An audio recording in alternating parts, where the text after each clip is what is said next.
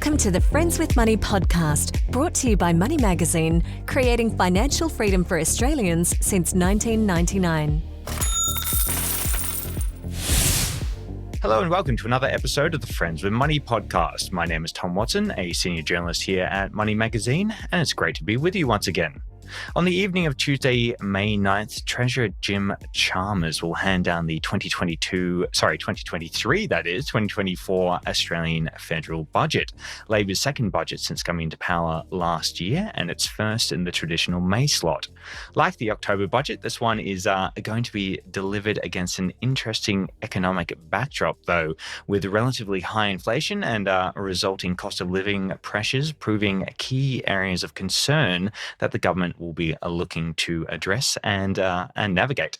So here to help us give some perspective on the wider economic context and to chat about some of the measures that we might see feature in the May budget is HSBC's Chief Economist, Australia New Zealand, Paul Bloxham. Paul, thank you so much for joining us today.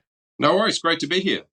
Paul, as I mentioned, it feels like there's quite the backdrop to this year's budget. So I guess zooming out a little bit, what are some of the broader economic issues that have been playing out in Australia and abroad that the Treasurer will have been thinking about in crafting this year's budget? Well, you're absolutely right. There are a lot of moving parts in the overall picture right now. I think the primary thing that we're going to see in focus for fiscal policy and for the budget is still going to be the concern there is about high inflation in the economy. And that has a couple of different dimensions. From a fiscal perspective and from a political perspective, it means that the government will be looking to find some ways, at least, to provide support for people who are facing the cost of living pressures associated with that high inflation.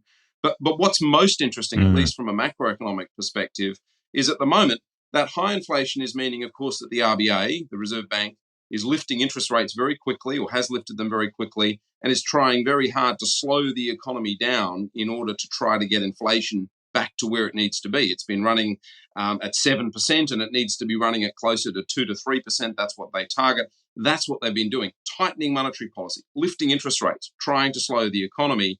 And what's most interesting is that the fiscal settings we think will also largely contribute to that story, that the government is very well aware that they've got a high inflation challenge, that if the budget were to be a big spending budget, one that delivered a lot of support for the economy, that it would work against the challenge of slowing down inflation. And it would mean that fiscal policy was doing something different, the budget was doing something different to what monetary policy was trying to achieve. And they're well aware that that just wouldn't work, that actually it's better that these two arms of policy are coordinated. And this is a really quite unusual feature because normally it's very, monetary and fiscal policy can be coordinated in the face of negative shocks. When we see a downturn, say the global financial crisis, when it came along, there was an enormous amount of stimulus delivered from the RBA and the government. And likewise, when the pandemic came along, there was an enormous amount of stimulus provided by the RBA and the government.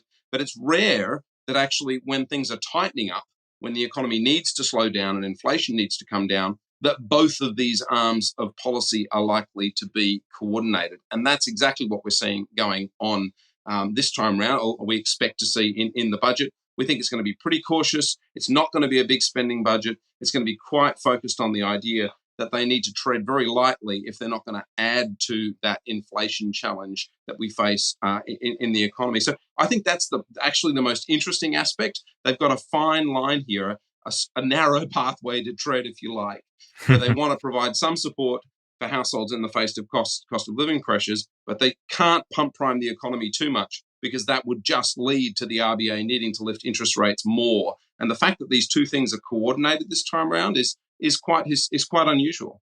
So in a broader sense, we might see that this budget is similar in a way to the October budget then, in terms of the government's ability to spend. Well, I think across that dimension, yes. I think the October budget we saw last year was the first budget. It was essentially just a reset and an opportunity for the new government to look through the accounts and work out where they stood. And they didn't deliver a whole lot in terms of new spending because they knew they couldn't for exactly the reasons that we've just described. However, I think this one will be a little bit different because it will take the next step, and it will say, look, we've still got this high inflation challenge, and yes, we have to be cautious, and therefore we need to bank a lot of the additional revenue, that upside surprise they've got recently, and not go out and spend it, not boost inflation more, as I've talked about in a bit of detail. But it also needs to start, and I think it will, setting out a longer term agenda, a broader agenda for what fiscal policy it needs to achieve over the coming years. And so I think that's going to be the difference between this budget and, say, the one we saw back in October. It's going to have more elements about the medium-term story. And a part of that's going to be finding ways to do a bit more reform so that we don't, some of the programs that are very expensive, like the NDIS program, health spending, aged care, these are the things that are going to really blow the budget out over the medium term. And we expect them to start to describe ways that they might be adjusting those programs. There's going to be announcements for more defence spending. That seems fairly clear in the changing world that we face. There's going to be more defence spending that's going to come through here as, again, a medium-term type spending item. And then I think the other one that we really are going to see more detail on this time round is going to be more about the energy transition and the climate change challenge, and the way that policy is going to be addressing that. So we're going to see more support for a shift towards greater usage of renewables, more support for electric vehicle usage, and we're going to see a continued adjustment of policy around the gas space as well, and that's going to feed into this cost of living story. So it will be different to what we saw back in October, in the sense that we expect it to take this next step and to set out a broader, longer term, the beginnings of a broader, longer term agenda. But the primary thing that will likely be a feature of this budget is it won't be a big spending one. It will be one that's very focused on fighting the inflation challenge that the RBA is also fighting. So I guess that's the backdrop for this year's budget, and in a moment we're going to dive into some of the changes related to superannuation and taxation that we might see next week. Before we talk about superannuation and taxation, Paul, I'd like to talk about the cost of living. You know, something that you mentioned there. It's obviously a massive issue. You know, perhaps the major issue in Australian politics and society at the moment. So, has the government given any indication as to whether there will be any relief on this front for households, and if so, in what ways might that come? Well, we have to look out and see what they might do with job seeker. That's one element of this story that I think is potentially that could see some adjustments. So the unemployment benefit support. We have to look out for, again, more adjustments. I think so far a lot of what we know is that a lot of it may be related to energy costs. I mean, one of the big things that households are facing as an increasing expense is the price of electricity and the price of energy. And so more policy in that regard that seeks to try to contain the extent to which households face rising energy costs. I think that's going to be another element. And then another element to look out for will be policy with regard to the what's going on in terms of the rental market, the housing rental market, because one of the features, again, of the Australian economy right now is that, well, we've got a very tight rental market. This is partly being primed by a sort of pickup in population growth, but also that we just haven't been building enough houses to keep up. And so we may very well see more policy in that space that seeks to try to provide support. The difficulty there is it is a short-term problem right now. The challenge, though, requires medium-term sort of policy that fixes the problem in the medium term. It's primarily about the supply side. It's about delivering more housing to meet that demand, and that's a very difficult challenge. And it's not just a federal challenge; it's one that stems into state and even local governments. And so it's a problem we've had, or a challenge we've had before and for a long time in Australia. So again, looking out for areas of that where we may see policy changes that sort of seek to adjust those features to try to support people in the face of rising cost of living pressures.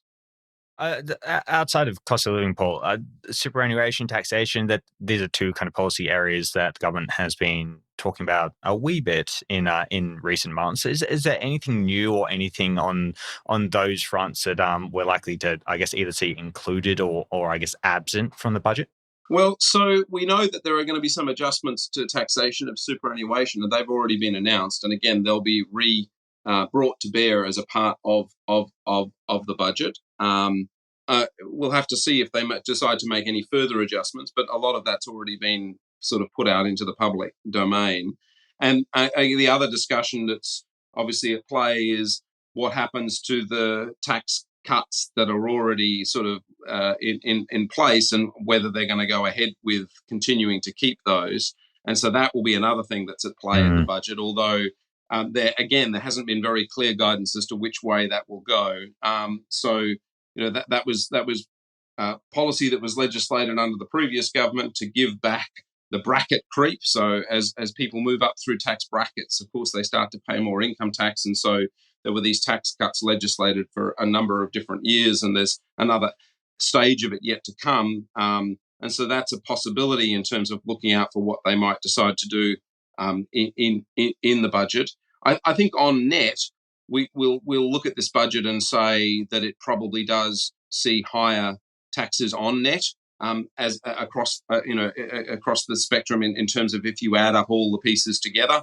And likewise, as I say, I think a lot of the spending announcements that we're going to see are going to be longer term, medium term type spending announcements that try to sort of that deal with things like the energy transition, increased in defence spending, as I say, that we've already talked about to a degree, and they're going to be more out year type spending initiatives with the intention that not a lot more spending is delivered in the short run, because if the net effect was to be more spending now and say lowered taxes now, then that would actually potentially boost the economy more and work against this challenge that the RBA faces, that inflation is too high. So as I set out right at the beginning of this conversation, it's not an easy place to be a fiscal policy maker, because there's a really sort of quite narrow set of narrow pathway, as it were, that they can travel if they want to achieve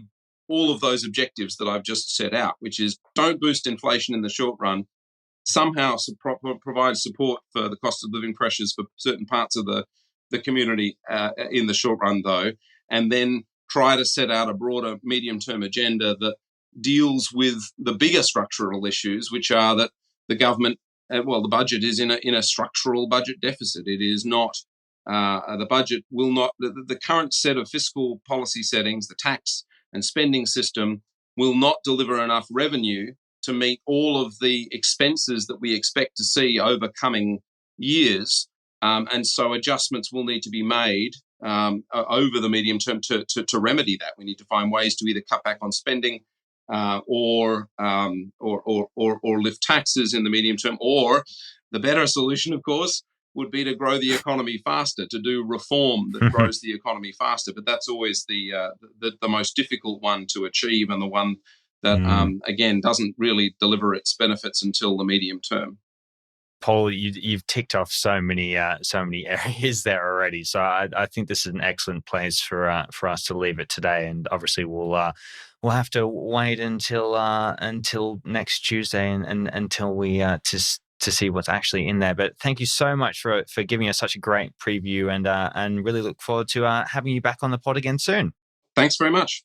Before we go, don't forget that we'd love to hear from you if you have any questions, comments, or even story ideas for the show. So to send something our way, make sure you use our dedicated email, which is podcast@moneymag.com.au. And if you love the show and love listening to it, you can help spread the word by sharing it or recommending it to your own friends or family. Or you can leave us a glowing review on iTunes or the Apple Podcast app. So both really do help us out. So big thanks to those of you who have already shared or reviewed. Last of all, you can keep up to date with all the latest financial news, including coverage of the federal budget, on our website by heading over to moneymag.com.au. That's it for this episode of the Friends with Money podcast, though, but we'll be right back in your feeds next week. I'm Tom Watson. Bye for now. Thanks for listening to the Friends with Money podcast. For credible, independent, and easy to understand financial commentary, visit moneymag.com.au. Please remember that the views and opinions expressed in this podcast are general in nature, and further independent advice and research based on your personal circumstances should be sought before making an investment decision.